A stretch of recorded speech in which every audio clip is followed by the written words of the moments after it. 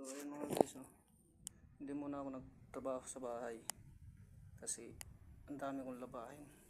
Tingnan nyo mga guys, oh. Grabe yung labahan ko, tambak. Ayan, tsaka yun, ito ay yung puti, mas lalong mahirap yung puti. Kumot puti rin, nako, halos maiyak na ako kalaba.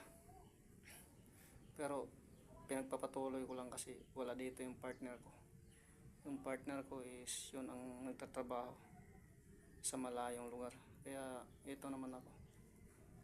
Yung bahay namin ginagawa ko, tsaka gampanin ng mga bata sa pag-aaral, inaasikaso ko, nagsasaing ako, naglilinis ng bahay, tapos naglalaba na rin.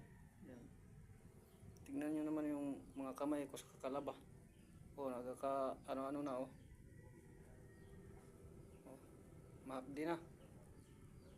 Kaya hindi talaga biro yung pagiging tatay at saka nanay.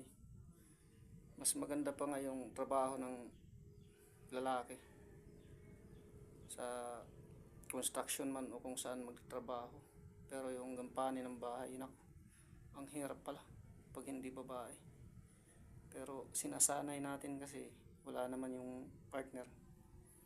Mga guys, pasensya na kayo sa video ko. At ito lang po ang aking may upload. Ito lang po ang aking may content sa araw na ito. At pa-support na lang po sa aking FB page. Pa-like na lang po. Pa-comment. At pa-share na rin po sa aking video.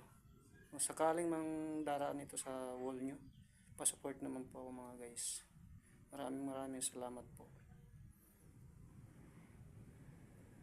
Sa sunod po mga video, update na lang po tayo. Hanggang dito na lang. Maraming salamat po.